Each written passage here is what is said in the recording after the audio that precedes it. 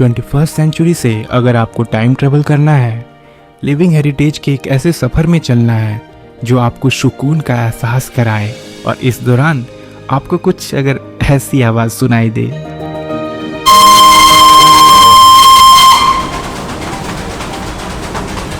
जो आपको पहाड़ों की ऊंचाई पे ले जाए, जहां से इंडिया का सबसे हाईएस्ट पीक भी दिखेगी, और अगर बादलों में से चाय की खुशबू भी आने लगे तो समझ जाइए आप पहाड़ों की रानी दार्जिलिंग में हैं।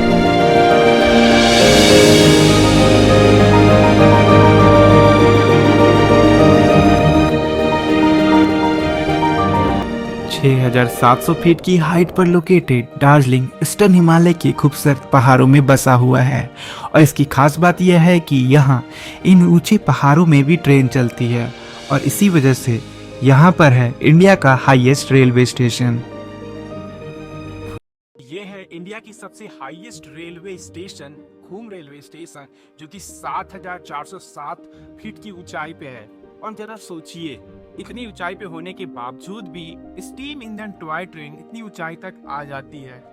मतलब कि इससे ज़्यादा ऊंचाई पे कोई और इंडिया का स्टेशन नहीं है। Just amazing friend, too good.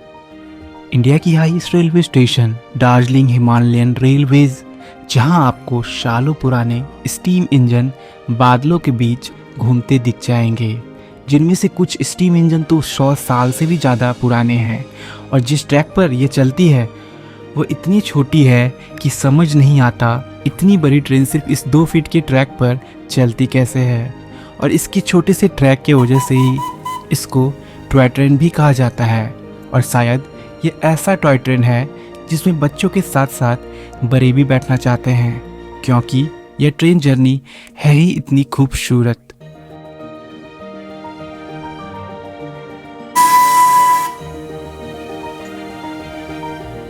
First of all, tell your name and where I'm from. I'm from France. My name is Mathis. Yeah, and what I think of Darjeeling, it's only been 2 days since I'm here, so I think it's not enough to see everything. And it was pretty cloudy and very rainy, so but it's beautiful. Honestly, I have never seen something like that. और दार्जिलिंग में friend आपको काफ़ी सारे धर्म देखने को मिलेंगे। Buddhist culture यहाँ पे देखने को मिलेगा। नेपाल, क्योंकि नेपाल बॉर्डर पास में है, तो नेपाल बॉर्डर तो नेपाली देखने को मिलेगा। और यहाँ पर जो ओरिजिन है दार्जिलिंग के वे देखने को मिलेंगे। तो मतलब काफ़ी मिक्स्ड रिलीजन आपको यहाँ पे देखने को मिलता है। तो क्या तो यहाँ बहुत ही डाइवर्सिटी है, और डाइवर्सिटी में यूनिटी यहाँ का नेचर देता है। और यहाँ का देखिए ज़रा नेचर, इसको कितना लाजवाब है, कितना सुंदर लग रहा है। बादल धीरे धीरे ये पाइन ट्री से पार हो रहे हैं, और अभी मॉर्निंग 6 AM का टाइम है, तो काफ़ी लाजवाब सा मौसम किया हुआ है। मानसून का सीज़न है अभी जून का मंथ में, तो हल्का हल्का शावर हो रहा है, और उसके बीच से बादल निकल के जा रहा है। एंड ऑफ कोर्स ये फॉग नहीं, क्लाउड्स ही है, क्योंकि ये इतना हाइट पे सिचुएटेड है, और पाइन की ट्री है। काफ़ी सुंदर लग रहा है यार। यहाँ पर कल्चर भले ही अलग अलग हो, लेकिन दार्जिलिंग में आते ही सबका एक ही मन होता है, इस टॉय ट्रेन की जर्नी करना। तो चलो इस खूबसूरत सफ़र की शुरुआत करते हैं। ट्रेन के चलने से पहले ही इंजन में स्टीम को तैयार कर लिया जाता है।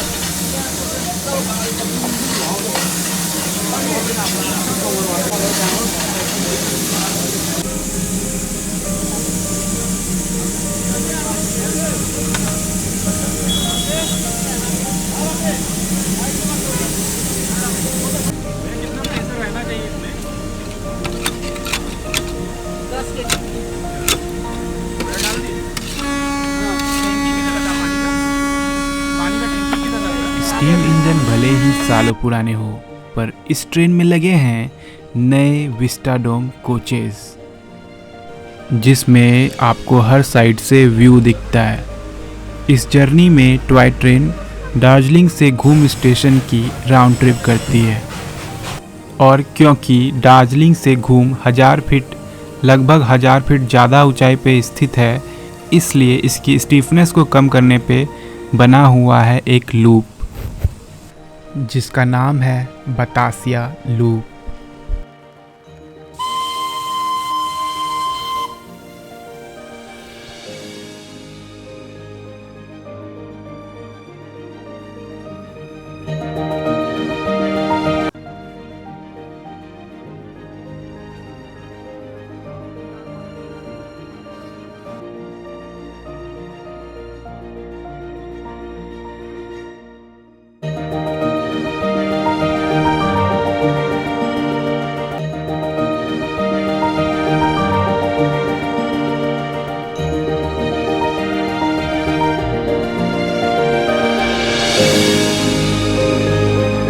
ये टॉय ट्रेन पूरे दार्जिलिंग के गलियों से निकलती है, जिसमें कभी घर के पीछे से, कभी मार्केट और बाजार के बिल्कुल करीब से होके गुजरती है।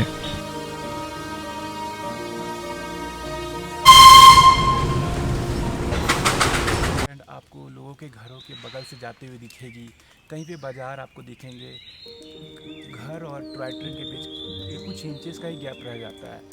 और ये टॉय ट्रेन का जर्नी काफ़ी मुझे इंटरेस्टिंग है, बच्चों के साथ साथ बड़े भी इसमें सफ़र करना चाहते हैं। और ये टॉय ट्रेन पे आप जब भी सफ़र करोगे ना, तो आपको दार्जिलिंग से पहले घूम ले जाया जाएगा। घूम is the highest point and friend वहीं पे है highest railway station of India. और फ्रेंड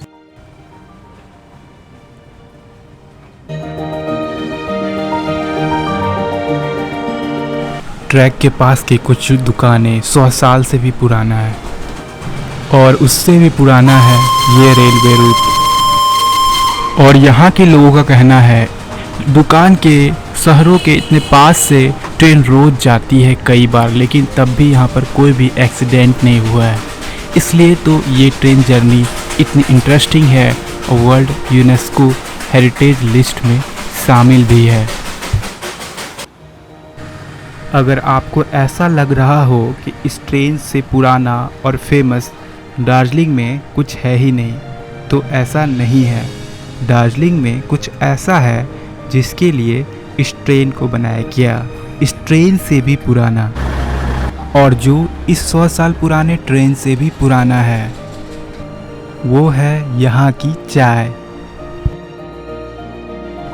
ब्रिटिश इंडिया के टाइम पर अंग्रेज़ों ने दार्जिलिंग में टी प्रोड्यूस करना शुरू की, और यहाँ के इतने अच्छे क्लाइमेट और अल्टीट्यूड की वजह से ये चाय बहुत ही अच्छे क्वालिटी की बनी और जल्द ही वर्ल्ड फेमस हो गई। दार्जिलिंग से चाय पूरे दुनिया में पहुँचाने के लिए ये दार्जिलिंग हिमालयन रेलवे बनाई गई।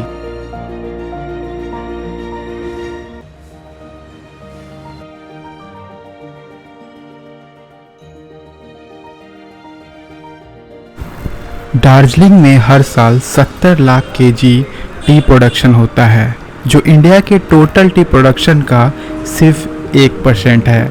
लेकिन दार्जिलिंग अपने टी के क्वांटिटी के लिए नहीं, बल्कि क्वालिटी के लिए फेमस है।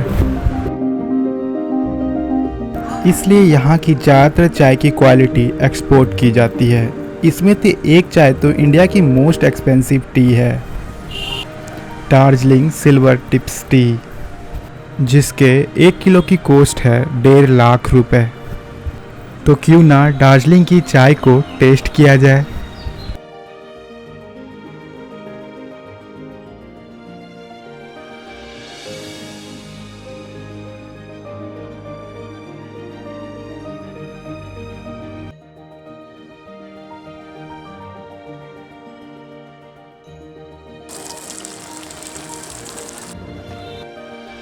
दार्जिलिंग में तो टी गार्डन आपको आसानी से दिख जाएगी, लेकिन एक खास चीज़ है जो इतनी आसानी से नहीं दिखती।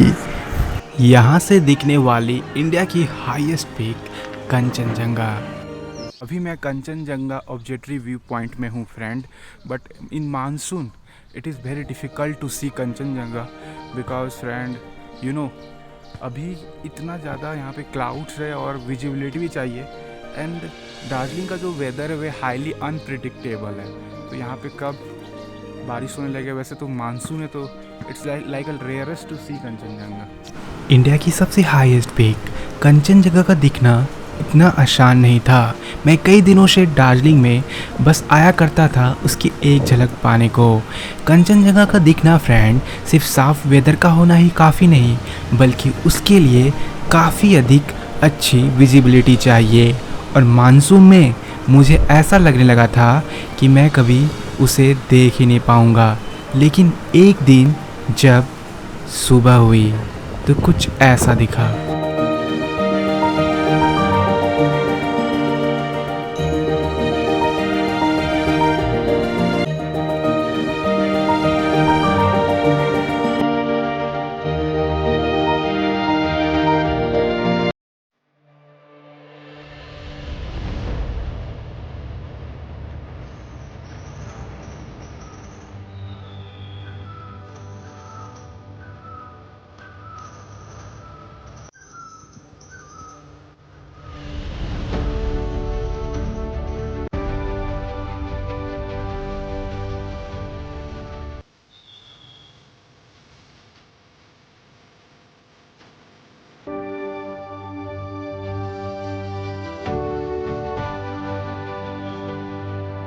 मानसून में कंचनजंगा देखना फ्रेंड काफ़ी रियल थिंग होता है, और मुझे कंचनजंगा पूरी तरीके से दिख गई। ऊपर से पूरा बुद्धा फॉर्मेशन दिख रहा है, कंचनजंगा, कुंभकर्णा और जितने भी होते हैं ना, just like a Buddha is sleeping, so sleeping Buddha formation पूरा दिख रहा है। और वो भी in monsoon, it is very rarest and I feel very lucky myself, I am very lucky.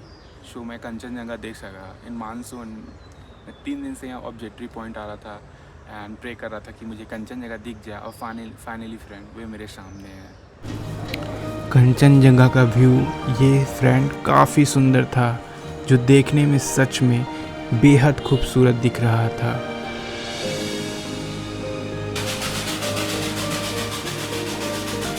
क्योंकि दार्जिलिंग में रेलवे सालों पहले आ चुकी थी, इसलिए दार्जिलिंग प्रॉपर शहर की तरह है।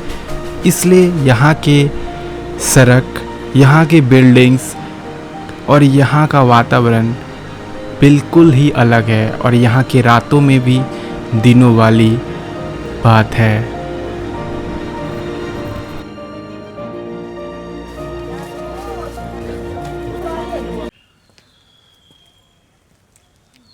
सो फ्रेंड, अभी मैं दार्जिलिंग के महाकाल मंदिर जो हिल है वहाँ पर हूँ, और ये माल रोड के आप जब सीधे आएंगे तो पड़ता है। डिफरेंट टाइप का लैंग्वेज है, कल्चर है, बट एक चीज़ सभी को यहाँ पे जोड़ के रखती है, वो है यहाँ का नेचर। यहाँ का नेचर्स में अजब सा सुकून देखने को मिलेगा, एक अच्छाई है, एक पीस है एंड एक प्योरिटी है, और आप इसे बखूबी महसूस करते हैं। एंड अगर आप एंजाइटी, डिप्रेशन एंड तनाव जैसी स्थिति से गुजर रहे हैं ना, तो मैं सजेस्ट करूँगा एक बार दार्जिलिंग आ जाओ यार। आप दार्जिलिंग आओगे, यहाँ के वेदर से जब इंटरेक्ट होगा ना आपका सोल, तो आपका सोल पीसफुल सोल हो जाएगा। एक बार ज़रूर दार्जिलिंग आना, और फिर मुझे बताना कि मैंने आपको सही रिकमेंड किया या फिर नहीं किया।